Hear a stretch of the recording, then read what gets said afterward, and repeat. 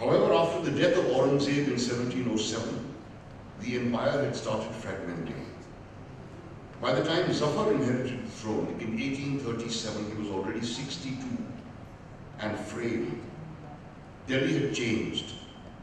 The territorial limits of the empire barely extended beyond the walls of the Qila Mohalla, the Red Fort, and the grandeur of the Mughal crown had almost faded away, forcing Zafar to compare it with a beggar's bowl. Ya mujhe afsare shahana banaya hota, ya mera taj gadayana banaya hota. Roz mamure duniya mein kharabi hai Zafar, aisi basti se to veerana banaya hota. Zafar's idea of piety and his attitude to religion were closer to those of the ordinary people of his land than of austere theologians and clergy. According to some of his biographers, he was predisposed to common earthly beliefs. For instance, that peers and saints possess supernatural powers. He had his own inner circle of astrologers, soothsayers, and clairvoyants. As protection against the evil eye, he would himself use and also distribute to his disciples all kinds of charms and would regularly sacrifice animals, donate cows to the poor, bury eggs, and order arrests of black magicians. Read Urban Naxals. He was not only convinced of the existence of jinns, but also believed that they were amongst his loyal subjects. When the British began the massacre of Delhi to crush the 1857 mutiny, Zafar was initially unperturbed because his spiritual advisors had persuaded him to believe that no harm could come to an emperor who was protected by jinns. Zafar was well aware that the Mughal throne he had inherited was a sham and the empire mere fiction. Even to travel up to the dargahs at Nizamuddin or Mehrauli from his qila, he had to seek permission of the British resident. As his 2-decade-long symbolic rule progressed and years passed by, he became more and more distraught by a situation that he could do nothing about. Even age was not on his side. He felt worthless and helpless. The Qila-e-Mohalla, despite the collapse of the Mughal Empire and the strange circumstances of the emperor, frequently played host to a large number of poets, writers, and artists. These included Hakim Sanaullah Khan Firaq, not to be confused with the famous Firaq Gorakhpuri, who was born decades later, Mir Ghalib Ali Sayyid, not to be confused with Mirza Ghalib, Hafiz Abdul Rahman Khan Ehsan, Burhanuddin Khan Zauq, Hakim Qudratullah Qasim, his son Mir Izzatullah Ishq, Mia Shakeba, a disciple of Mir Taqi Mir, Mirza Azim Beg, and Mir Qamaruddin Minnat, and his son Mir Nizamuddin Mamnoon. For an Urdu poet, the greatest honor would be an invitation to recite at the royal mushaira in the qila. Like most poets, Zauq too, that was the poet laureate, Mirza Ibrahim Zauq, Hazrat Ibrahim Zauq, too had an ardent desire to be associated with the qila. His friend Beqarar worked for the royal family and was engaged in the personal staff of Bahadur Shah Zafar, who, the then Wali Ahad, heir apparent, or crown prince, on the advice of a few well-wishers, Zauq persuaded Beqarar to introduce him to the Wali Ahad, then 22 years old. Zauq became a regular visitor in the qila, and the Wali Ahad soon became extremely fond of his poetry. Zafar, however, no, that's a little later. Excuse me,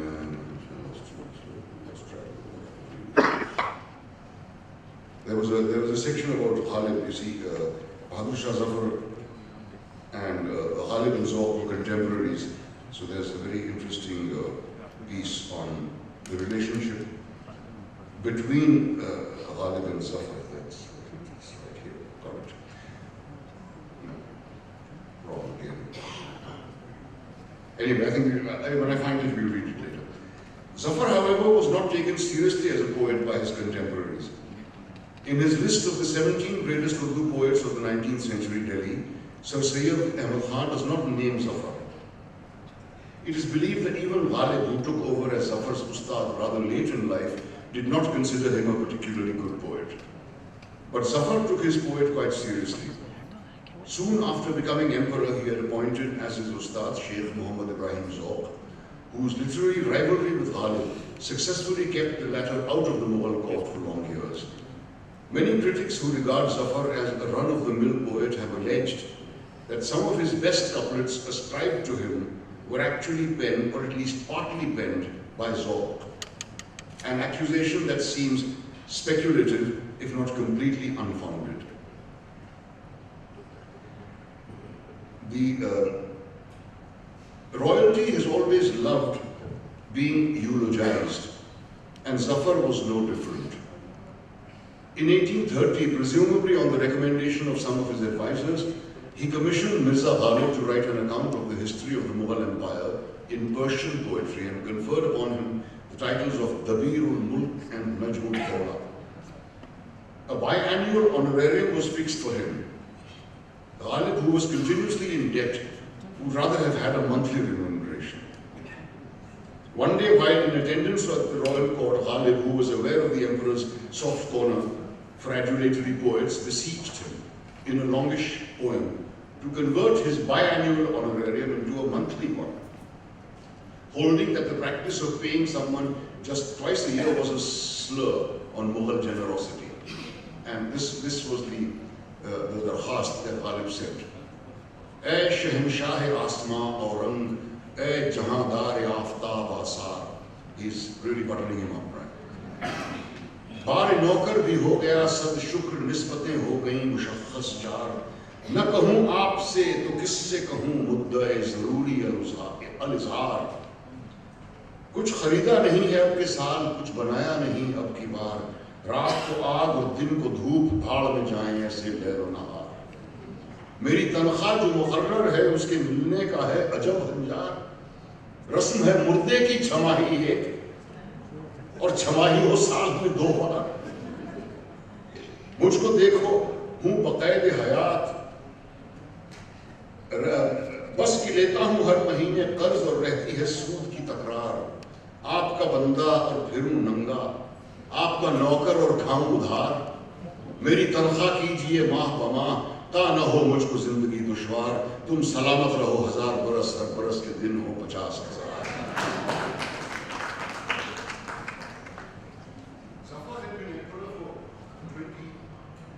Zafar had been emperor for 20 years when the revolt of 1857, the first war of independence as we like to call it, broke out. He was almost 82, infirm and ailing, but the revolt jolted him out of his melancholic stupor. He himself hadn't proactively done anything to initiate the uprising, but the Indian sepoys of the East India Company who had risen in revolt found in the Mughal emperor a figure under whom all of them could unite across national, religious and communal and territorial lines. On the 11th of May 1857, sepoy regiments from Meerut, which had been among the first to revolt, reached Delhi and sought audience with their emperor. It appears that Zafar, feeling guilty about his inaction and lack of resolve in the face of British atrocities, decided to meet them the next day and, sunk in emotion, promised them his full support. He immediately issued a Shahi Farman, a royal decree calling upon all his subjects to join the revolt, clearly stating that he had decided to stand by his people. But the revolt failed and terrible retribution followed. British forces began to slaughter captured sepoys and also the civilian population in towns across northern India. In places like Kanpur, the sepoys themselves had killed unarmed British families, and the British used this to legitimize their brutality. By the time the company forces reached Delhi, terror and tyranny had become their official policy.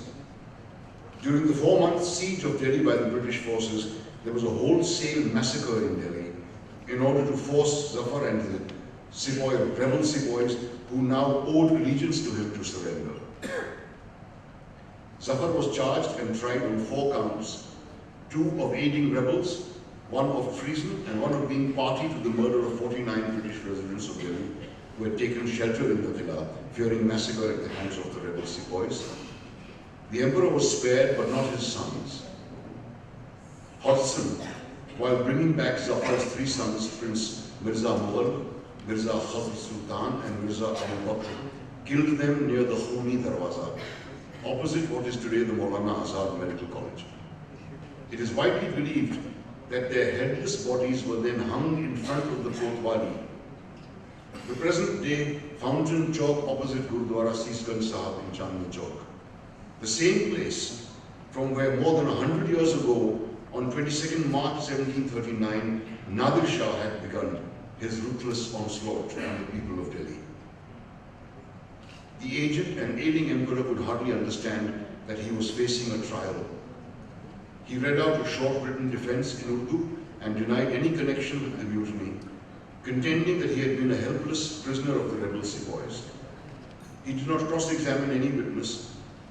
The prosecutor maintained that Zafar had engineered the revolt as part of a larger organized Islamic conspiracy. On the 9th of March 1858 at 11 a.m., Harriet closed his final submission, the prosecution lawyer. After 4 hours at 3 p.m. on the same day, all members of the court-martial unanimously declared Zafar guilty on all and every part of the charges preferred against him and sentenced him to be transported for the remainder of his days either to the Andaman Islands or to such other place as may be selected by the Governor General in Council. On the 7th of October 1858, Zafar left Delhi for Rangoon on a bullock cart, accompanied by his wives, his 2 surviving sons and some servants. The family was then incarcerated in a quarter near the Shwe Dagon Pagoda. Records say that the family was provided 4 rooms of 16 square feet each and 4 Indian attendants, a peon, a water carrier, a washerman and a sweeper. Zafar was denied pen and ink and paper, but the poet in him was not yet dead. It is believed that the forlorn emperor used a burnt stick to inscribe his last verses on a wall of his room. Lagta nahi hai ji mera ujle dayar mein, kiski bani hai aalame napaidhar mein, keh do in hasraton se kahin aur ja baske, itni jagah kahan hai dil dar dar mein. कितना है बदनसीब ज़फ़र, दफन के लिए 2 गज ज़मीन भी न मिली कोई यार में।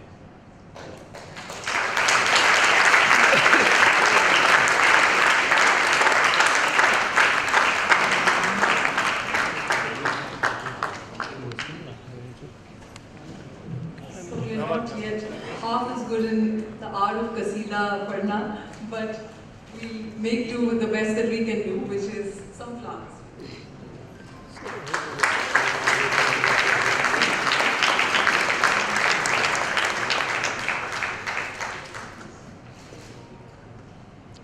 And now, let's have on the dais the man who wrote this superlative book, Saif Mahmood.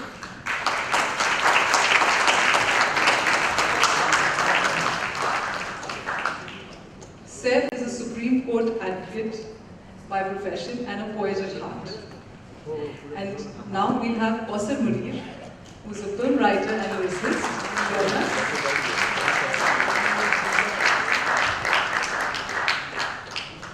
What follows now is a conversation about the book, how it came about, and Urdu at large.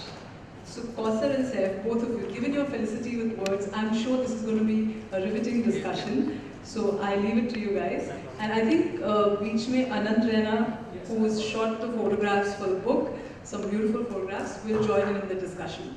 So let's start with the conversation.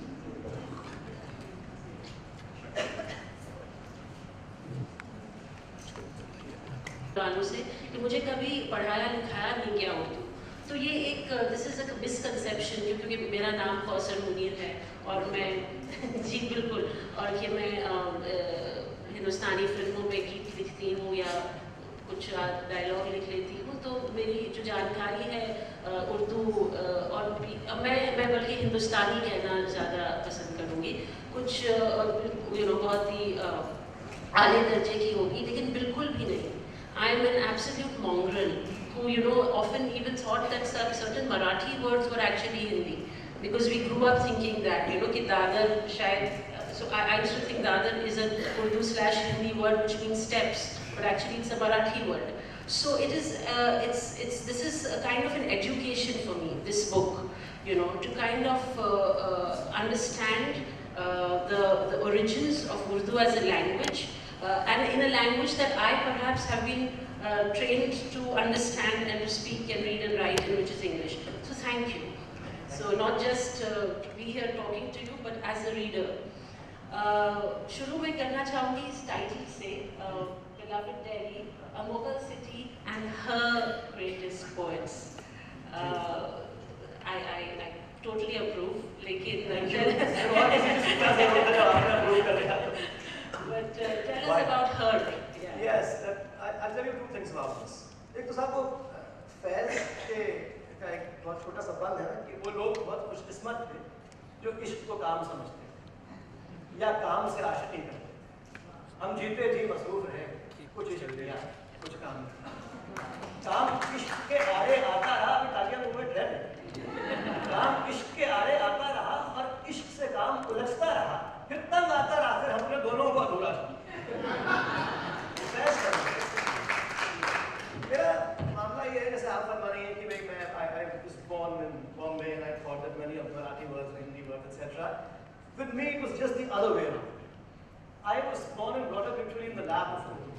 In my family, we used to have different Diwan-e Ghalib in every room, and a Diwan-e Iqbal in every room, and the conversations were not only about poetry, but also in poetry. I'll give you an example. हमारे पास एक खरगोश था, अपने घर में पाला हुआ था. तो वो हम लोग रात को जो है डाइनिंग टेबल पर बैठे थे, खाना खा रहे थे, उस स्कूल, एंड वो खरगोश साहब हैं, वो किचन के दरवाजे से झांक के देखते थे. उनको बुलाइए तो अंदर वापस चले जाते थे. तो हमारी अम्मा ने दाग का बहुत मशहूर शेर पढ़ा कि खूब पढ़ता है कि चिलमन से लगे बैठे हैं, साफ छुपते भी नहीं, सामने आते भी नहीं. इसी तरह ही गुफ्तगू होती थी हमेशा से. And Delhi is what was Delhi has always enchanted me. It didn't when I was growing up in Delhi.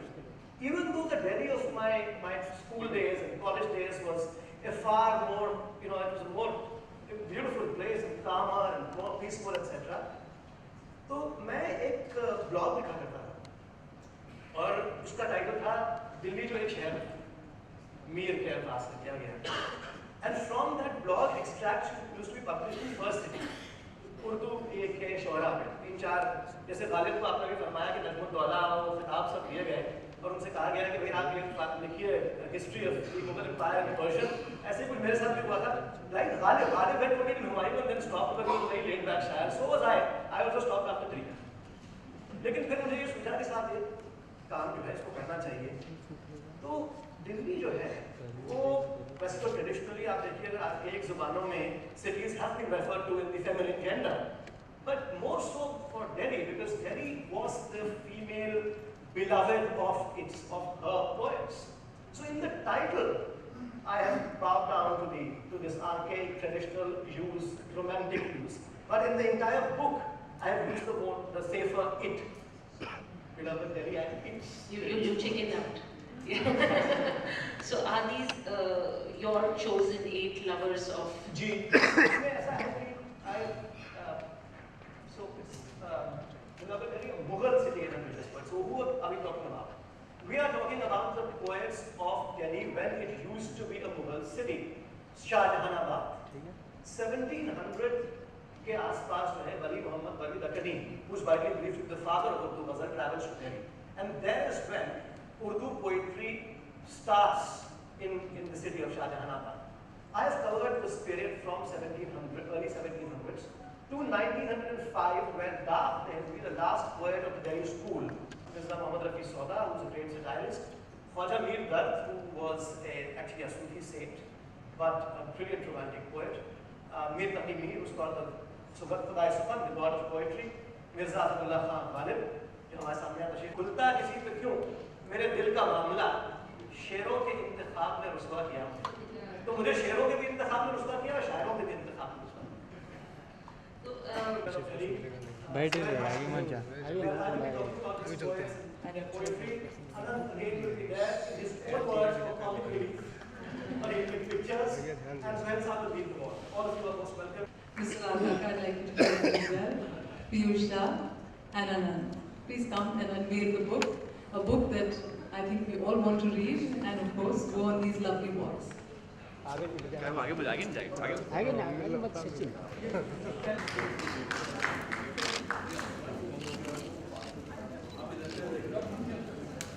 करता है रुक एक minute just wait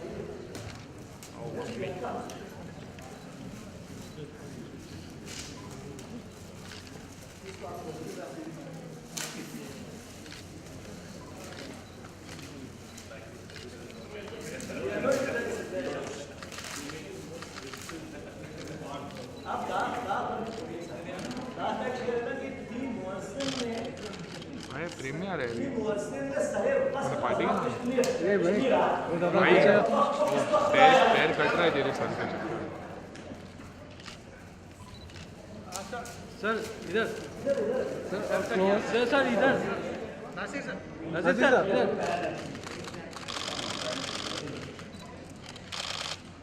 Excuse me. Yo, all of you straight.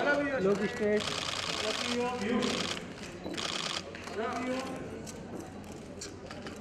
Sir, straight, sir. Naseer, sir. Naseer, sir.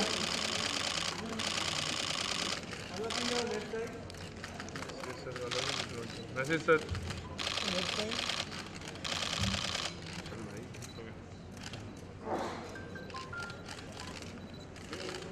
Thank you.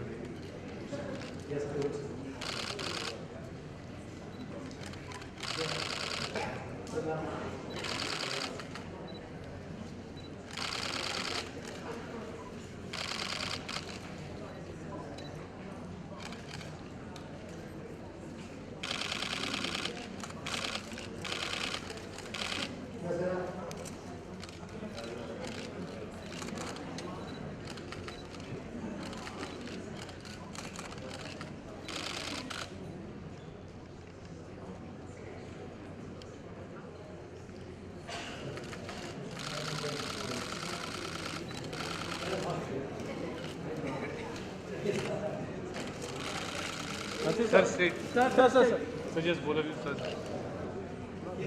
बढ़िया थोड़ा बाहर बोला ना थोड़ा Sir, can you slightly come ahead because the light is just falling apart. Yeah. Sir, yeah. Yes. Yeah, you can. Yes, sir. Naseer, sir. Sir, straight, sir. Thank you. Let us join for dinner. A big pat on the back to the talkative team for their canvas spirit. Hema and team for joining us.